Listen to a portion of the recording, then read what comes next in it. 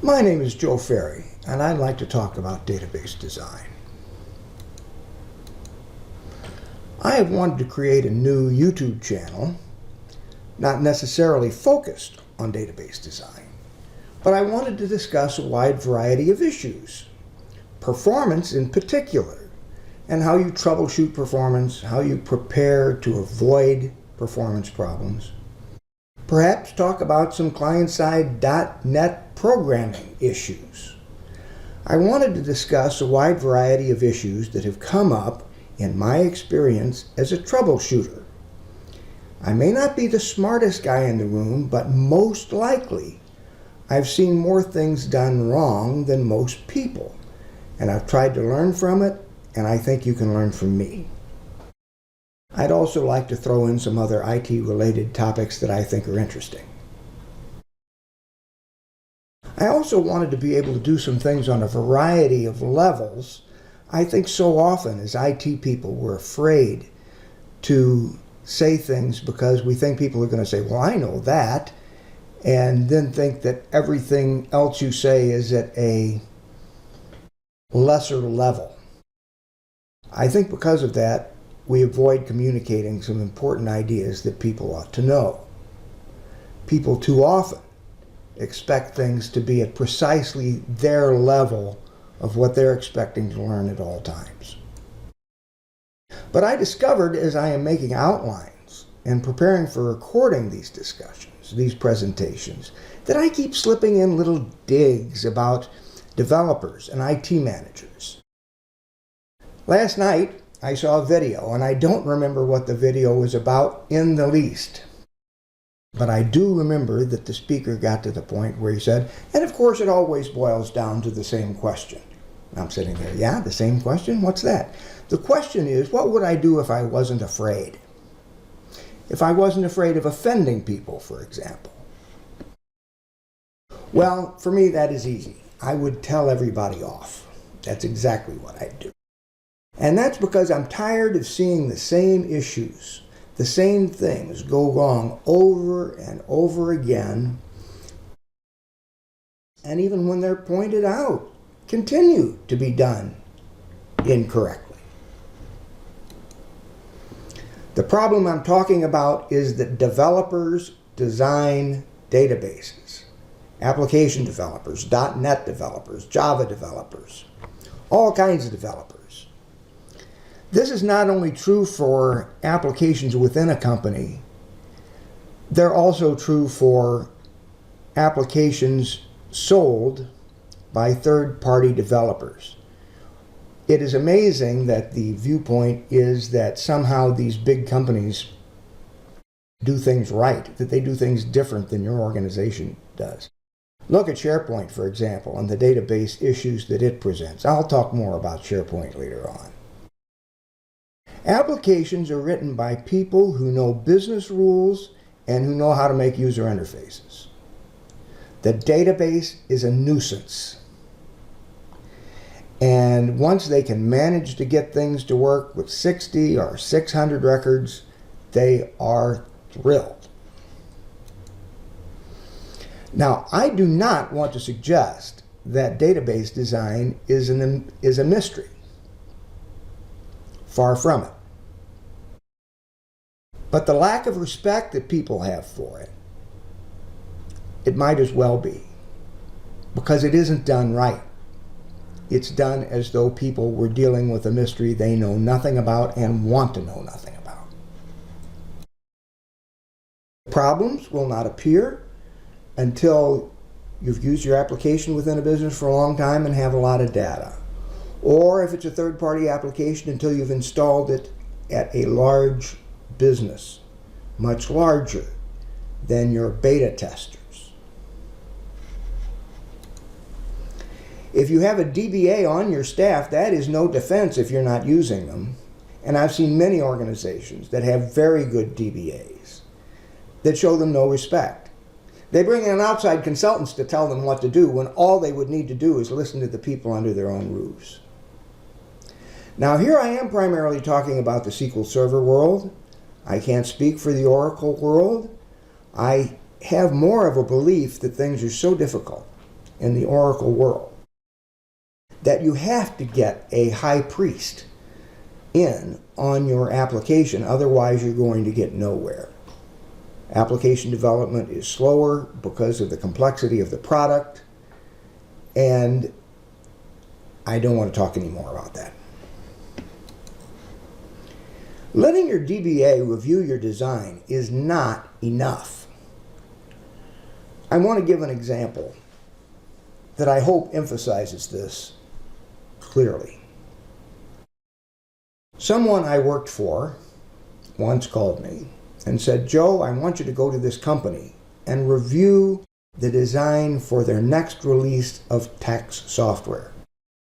Now, this tax software was being made by a big company who makes software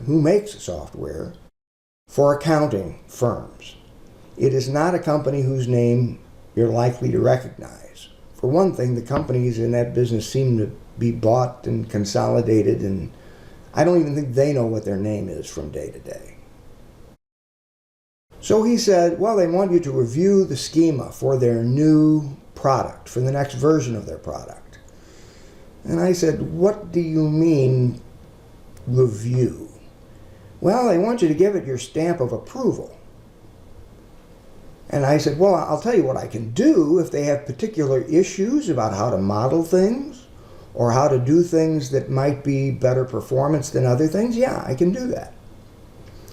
So we got on a conference call with some people from the company, and they wanted me to review and approve their schema. So I asked them, what exactly do you mean by that? I told them once again what I could do. If they had specific questions about modeling and performance, we could deal with that. So I wound up going there. And yes, they had some specific questions. The people I worked with were very reasonable. And a lot of it had to do with things where you wanted to have user-definable columns. How do you handle that? Do you put on a bunch of just bogus columns and then let people alias them and let those aliases be stored someplace in the database? Or do you have extra tables that represent the extra columns and then you do a bunch of left-outer joins? We did some modeling and testing. We did some things with scarce columns also. So we felt we had a good handle on what the issues there and how those should be resolved. As I was leaving, I ran across a manager I had not been working with. And during that discussion, it became clear that he expected my report to have this big stamp of approval for their database design. And I told him that for me to approve the decisions they made in their database, that would be fine, but he needed to give me all the business rules that they contemplated as they were designing the database. And he said, well, I can't do that. That's just undoable. That's a huge amount of work. And I said, now you get it. If you can't do it, I can't do it. If I don't know what your business rules are, if I don't know what your business is, if I don't know what you're trying to accomplish, I can't just say, yeah, this is the right database design. So that was an example of one kind of crazy. And that's where you think a schema can be validated without knowing the business rules. Now, let's talk about other kinds of crazy. And that's things that developers think. I asked somebody what they thought the rules of normalization were, and they weren't quite sure, but they thought it had something to do with every table having a primary key that was an integer. That was important. That was a part of it, so that things can point to it.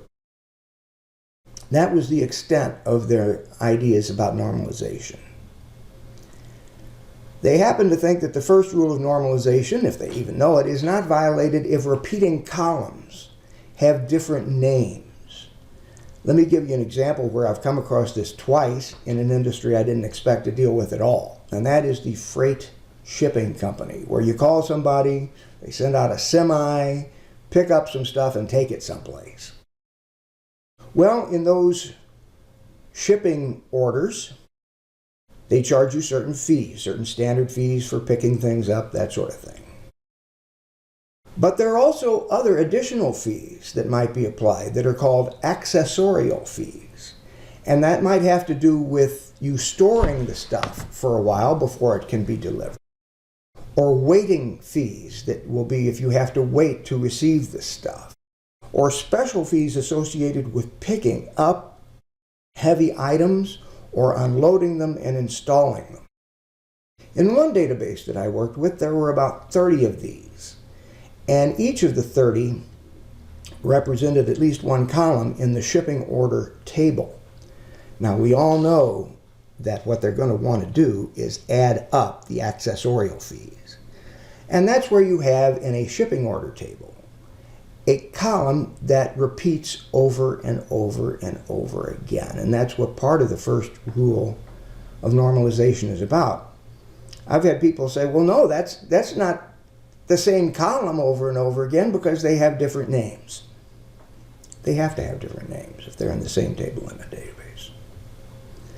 Another example might be where you have a hearing aid order and you give credit for the left and right hearing aids. And they want to put a left hearing aid amount and a right hearing aid amount in there. That, in my opinion, is a violation of the first rule of normalization.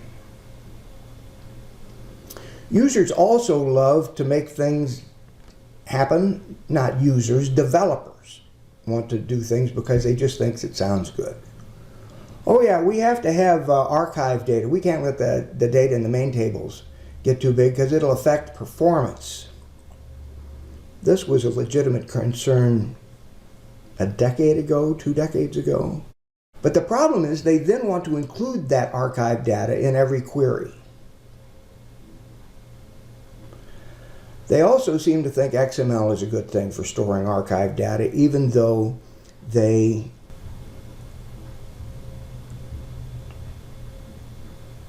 want to include the XML data in their queries. I'm going to make a video that essentially tells you what you can do with your XML data that you want to put in my database and treat as relational data, which ultimately everyone always wants to do. I'm going to mention a couple things here. Like it or not, you can't Google everything to get an answer, and the answer really is it depends. Operating systems and database software approach the complexity of life. That's a little bit of a joke, okay? But it is complex. So very often what you have to do is model what you want to do and test it with sample data that you generate in sufficient quantities to determine the answer to your question. That is the answer to your question. You model it and you test it. Now, here's one of my favorite things. Talking to your DBA, like the DBA has been with you in the last 10 meetings you've been in, about an application and its business rules, is crazy. I have been called in where somebody says, okay, we want to get Joe in at the end of this to discuss it and approve what we're going to do. And I didn't even know what to begin to ask. I didn't know what the issues were. I didn't know anything. Later on, when I realized I approved some really stupid things because I just didn't understand it, I think, what the hell, did they think I could read minds? No, I can't read minds. I'll mention a couple of things here. You're using your DBA correctly, incorrectly. If you are going to business meetings, if you are going to meetings where business rules are discussed and you're not taking your DBA with you. And here's just an example of something I put in because it irritates me. If you are telling your DBA that certain columns should be nullable, the nullability of data is a big deal. And issues surrounding it could perhaps be resolved in several ways. And this is just an example of where you need to describe what your problem is and let your DBA tell you how to solve it, rather than tell your DBA what solution should be used for a problem you have not described. If you tell your DBA to remove referential integrity constraints because the developers just don't know how to deal with it, you have a problem. You are more likely to be using your DBA correctly if your DBA goes with you to meetings where business rules are discussed, and then you do what your DBA tells you to do.